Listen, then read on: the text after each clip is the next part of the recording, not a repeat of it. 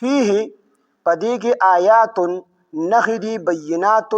واضحه نخې دي د الله جل شانه د قدرت واضحه نشانات دي پکې مقام ابراهیم پای کې یو مقام ابراهیم دی یعنی د الله رب العزت ډېر نخې دي په بیت الله شریف کې په مکه کې په حرم کې نو پاغه کې یو مقام ابراهیم دی مقام ابراهیم دا د ابراهیم علیه السلام هغه ګټه ده چې دا روایتو کې راځي د جنت نه را لېږل شوی وه چې کله ابراهیم علیه السلام د بیت الله شریف تعمیر کو نو تر سینې پورې خو دک شاندې تعمیر د بیت الله وکړو خو چې کله د سینې نه دیوال بره شو نو څرنګه چې دلته کې خلک مصریان کوازه استعمالي په کوازه باندې نور دیوال کوي ځکه چې بره بیا د انسان لاس نه رسی نو دک شان الله جل شانه د ابراهیم علیه السلام لپاره د جنت نه دا ګټه راولېږل مقام ابراهیم مطلب دی د ابراهیم علیه السلام د ادریدو ځای نو ابراهیم علیه السلام په دغه ګټه باندې ولاړو دیوال به کو نو چې سوره به دیوال دنګېدو نو دغه مقام ابراهیم چې دا ګټه دا په بره باندې ورسره تلله چې څومره به دیوال دنګېدو دوره به دا ګټه تلله بیا به چې کله ابراهیم علیه السلام را کوزېدو نو ګټه په خپله باندې را کوزېدل نو دا د الله جل شانه یو عجیب نشانی ده د قدرت او بیا الله پاک جل شانه دغه ګټه سخته کړې هم نه ده دی ورته د مومو په شانتې نرمه کړې وه چې اوسه پورې د ابراهیم علیه السلام د قدمونو نښې په هغې باندې موجوده دي دا ړومبې د بیت الله شریف دروازې سره پرته وه بیا وروستو بیت الله ته مخامخ د مطاف نه بهر د زمزم د چینې سره کېښودله یو کوټه کې بنده وه اوس موږ نه درېدلو کتابونه وي چې په شیشه کې بنده کړې ده اوس شیشه دې تاو کړ نو هغې کې چې کوم دی اوس پرته ده په دقه ځای باندې پرته خو کوټه یې ترې روانه کړې ده او ماما دې تللي دي الله دې مونږ ټول بوځي په خپلو سترګو باندې دا خو وایي ډزې دې مونږ لیدل نه دي کتابونو نه خبرې کوو نو دا ګټه چې کوم دی د ابراهیم علیه السلام لپاره الله پاک را لېږلې وه ده به د بیت الله شریف چې کوم دی تعمیر کو بیا وروسته د آیات د حکم چې نازل شو چې واتخذوا من مقام ابراهیم مصلی نو د هغې نه وروسته بیا دغه نه د بیت الله شریف دروازې سره پرته د هغې نه بیا وروسته دقه ځای ته ووړه کوم ځای کې چې اوس پرته ده نو دغلته کې لمونځ کول واجب دي خو د مقام ابراهیم نه فقها وایي چې په ټول حرم کې د دننه هم دا 2 رکعاته وکړو نو واجب دي پوره شو البته که مقام ابراهیم ته د مخامخ وکړو نو هم د سنت چې کوم دی پوره شو هم د چې کوم دی واجب پوره شو نو یو نښه پکې د الله پاک جل شانه دغه ده چې مقام ابراهیم دی پکې او دویمه نښه د الله رب العزت دا ده ومن دخله او هغه څوک چې داخل شو دی ته د حرم ته د حرم حدودو ته نو کان امنه نو شو دی په امن سره څوک چې حرم ته داخل شو دا په امن باندې دی بلکې تر دې پورې چې زناور هم د حرم ته داخل شو زناور به هم نه قتلی دا هم په امن باندې دي او دا خبر هم په مشاهده کې راغلی ده چې په کوم وخت کې په دې کې ښکار وو او زناور پکې وحشي زناور وو چې حاجیان به لاړو دغه زناور به د دې نه تښتېدو هغوی هم خپل ځان د امن په ځای کې چې کوم دی حساب چې موږ په امن باندې شو بلکې د کومې نه چې بیت الله شریف چې کوم دی جوړ شوی دی نو الله پاک جل شانه د بیت الله اهل مکه چې کوم دي دا د مخالفینو د حملو نه بچ کړي دا برها غوندګې غټ لښکر د اتیانو چې کوم دی راوستو او د بیت الله د روانولو اراده وکړله الله جل شانه پسې ابابیل راوستو او په ابابیلو باندې تباه او تر قیامته پورې دغه معامله به دغه خلکو سره کېږي څوک چې د بیت الله روانول غواړي او په دې باندې حمله کول غواړي نو څوک چې حرم ته ور داخل شو نو دی محفوظ او مامون وي ته به څوک څه نه وي تر دې پورې راځي کو چې یو سړي جرم هم کړی دی خو دی د حرم حدودو ته داخل شو حکومت وقت ورله سزا ورکول غواړي د حرم په حدودو کې به ورله سزا نه ورکړي بلکې دی به دومره تنګ کي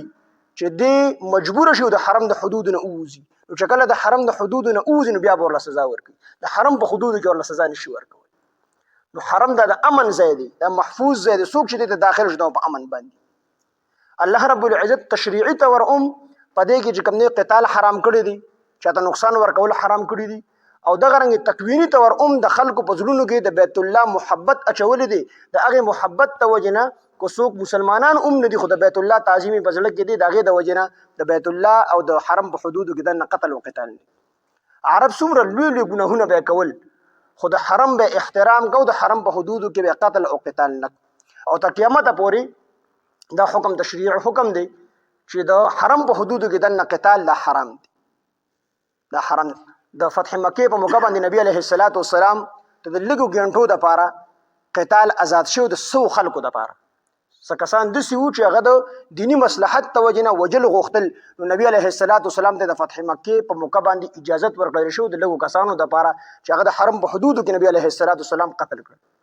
د هغې نه وروسته نبي علیه السلام وفرمیل چې د حرم په حدودو کې نه زمانه مخکې چاته د قتال اجازت وو، قتال یعنی حرام، او نه زمانه وروسته به چاته اجازت ورکړلی شي. بس دا زما سره خاص و، دغه الله ما د اجازت راکړی و، هغه کار پوره شو او د الله په حکم سره مې کړی. نور د حرم په حدودو کې به څوک چې کوم دی قتل او قتال نه کوي. البته عبدالله بن زبیر رضی الله عنه دا حجاج بن یوسف د بیت الله سره خواته قتل کړی دی، نو دا تشریعي طور د ټولو خلکو په نسبت باندې د حرام کار کړی دی، غټه ګناه کړې ده، لویه ګناه کړې ده. او تکویني طور د حجاج بن یوسف په زړه کې دا خبره وه چې داسې لوی ګناه کوم، خو د حکومت خو لویه نشه د هغې په مخه باندې راغستی و، د حکومت ته حاصلولو دپاره عبدالله بن زبیر قتل کړی دی، خو په زړه کې خفه او ستومانه و چې دا زه د الله نافرماني کوم او د الله قهر را باندې چېرته نازل نه شي. نو حرم دا د امن ځای دی، څوک چې دی د داخل شو دا په امن باندې. دغه رنګ نور هم د رمی جمرات چې دي دا چې کوم دی د الله رب العزت د قدرت یوه نشاني ده، بلکې د نبي علیه السلام په حصیص کبرا کې لیکلي دي چې دا د نبی علیه السلام د مرګ نه پس د بعضې معجزات داسې دي چې هغه باقي دي، یعنې د پیغمبر معجزې د پیغمبر د مرګ نه وروسته ختم شي، خو د نبی علیه السلام بعضې معجزات داسې دي چې نبی علیه السلام د وفات نه وروسته هم هغه چې کوم دی باقي دي. یو به قرآن مجید دی چې دا د نبی علیه السلام په معجزاتو کې د ټولو نه لویه معجزه ده چې تر قیامته پورې څوک د دې د وړوکي صورت په شان یو صورت نشي پیش کولی. الله چیلنج ورکړی دی فاتو بصورة من مثله، پس تاسو د دې د صورت په شان یو صورت راوړئ. او دا چیلنج مسلمان نورو خلکو ته تر قیامته پورې ورکوي شي چې د قرآن مجید د صورت په شان یو وړوکي صورت راوړئ، دا نشي راوړی. او دویم دا چې دا رمی جمرات چې کوم دي دا کاڼي چې ولي شیطانان چې ولي، نو حدیث پاک کې راځي نبی علیه السلام فرمایي چې دا کاڼي ولي خلکو د هغې نه وروسته فرشتې راشي، فرشتې الله په دې مقرر کړي دي د چا چې حجونه قبول شوي دي نو دغه جمرات وسیللی. او کوم کاڼي چې لږ غونده کې پاتې شي نو دا د هغه خلکو کاڼي دي چې چا حجونه الله نه دي قبول کړي. نو مخکې به حکومت سره داسې سیسټم نه و، بس لږ غونده کاڼي به پراته. اوس تقي عثماني صاحب لیکلي دي چې اوس حکومت د هغې دپاره پروګرام کړی دی کاڼي چې کوم دي اوچتي بل ځای ته وړي. خو هغه وخت هم حاجیان ډېر زیات وو، نو هغوی به کاڼي ویشتل، خو د هغې به وجود به لږ غونده کاڼي پراته، نور کاڼي به نه ښکارېدو. دا هم د نبی علیه السلام په معجزاتو کې ده چې فرشتې الله مقرر کړي دي او دغه کاڼي چې د چا حجونه الله قبول کړي هغه کاڼي وړي بل ځای ته لړک. او دا کم چې پراته د دې خلکو حجونه نه قبول شي، همدا وجه ده چې د دغه ځای نه حاجي به د دغه ځای نه کاڼي نه رالي، د دې ممانعت راغلی دی، دغه ځای نه به کاڼي نه رالي، ځکه چې دا هغه کاڼي دي چې دا غیر مقبول دي، دا د هغه خلکو کاڼي دي چې دا د دې حجونه نه دي قبول شوي، نو د دغه ځای نه به کاڼي نه راخلي. نو دا هم د نبی علیه السلام په معجزاتو کې یو معجزه ده، او د بیت الله شریف کې چې کوم نشانات دي د الله د قدرت نو دا یوه نشاني ده پکې. ومن دخله او هغه څوک چې داخل شو دی ته کان آمنا نو دی په امن شو. ولله او خاص ته الله دپاره علی الناس په خلکو باندې فرض دی حج البیت حج د بیت الله شریف من استطاع د هغه چا دپاره چې طاقت لري الیه دې طرف ته سبیلا د لارې د تللو. په هغه چا باندې د حج فرض دی چې د سره د ضروریات اصلیه نه علاوه دومره پیسې وي چې د دې ځای نه روان شي بیت الله ته لاړ شي حج وکړي او هلته د پاتې کېدو پیسې ورسره هم وي، واپس ته راتلو پیسې ورسره هم وي. او د کومو خلکو چې نان نفقه په ده باندې واجب ده، د ده د بیبي د بچو، هغې ته هم دومره پیسې ورسره شي، هغې ته هم پرېږدي، د هغې هم تر د راتلو پورې په هغه پیسو باندې ګزاره کېږي. نو په دغه سړي باندې حج فرض دی د بیت الله شریف، چې د باندې حج فرض دی به حج کوي. او کوم سړی چې حج وکړي حدیث پاک کې راځي چې دا سړی د ګناه نه داسې پاک شي لکه څرنګه چې د مور نه ماشوم پیدا شي او ماشوم د ګناه نه پاکي، نو دقه شان دا سړی هم د ګناهونو نه پاک شي. من استطاع د هغه چا دپاره چې هغه طاقت لري الیه د بیت الله شریف طرف ته سبیله د تلو د لارې. ومن کفر او هغه څوک چې انکار وکړي فإن الله نو بېشک الله تعالی غنی عن العالمین بې پروا دی د عالمونو. انکار کو چا د حج د فرضیت نه وکړو نو دا خو کافر شو، ځکه د فرایضو نه انکار وکړو، د نصوصو نه انکار وکړو.